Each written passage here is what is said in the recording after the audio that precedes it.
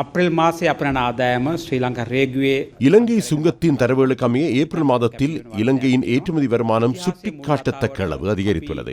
வரலாற்றில் முதன்முறையாக ஏப்ரல் மாதத்தில் மட்டும் எமது ஏற்றுமதி வருமானம் 1380 மில்லியன் அமெரிக்க டாலர்களாகும்.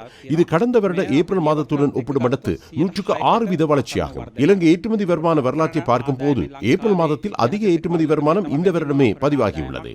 தற்போது மத்திய கிழக்கின் யுத்த நிலைமைகளுக்கு மத்தியில் ஏனைய சவால்களுக்கு மத்தியில் பார்க்கும் பொழுது இது குறிப்பிடத்தக்க அளவு வளர்ச்சியாகும். வர்த்தக பொருள் ஏற்றுமதி வருமானம் 1063 மில்லியன் அமெரிக்க டாலர்களாகும். அது 109.8% வளர்ச்சியாகும்.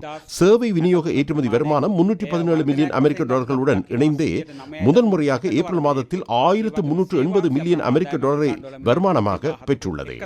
ஜனவரியிலிருந்து ஏப்ரல் மாதம் வரை பார்க்கும் பொழுது முதல் 4 மாதங்களில் எமது ஏற்றுமதி வருமானம் 5784 மில்லியன் அமெரிக்க டாலர்களாகும்.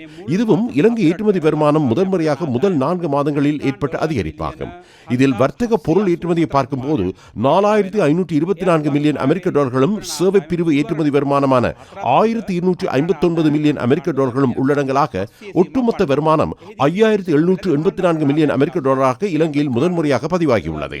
தெங்குசார் உற்பத்தி, ரப்பர் சார் உற்பத்தி, லெத்திரனியல் பிரிவு, உணவு மற்றும் குடிபானம், மாணிக்கக்கல் மற்றும் தங்க ஆபரணத்துறை, கடல் உணவுகள் உள்ளிட்ட பிரிவுகளில் குறிப்பிடத்தக்க அளவு வளர்ச்சி உள்ளது. சேவை பிரிவில் எமது தகவல் தொழில்நுட்ப பிரிவில் குறிப்பிடத்தக்க அளவு வளர்ச்சி காணப்படுகிறது.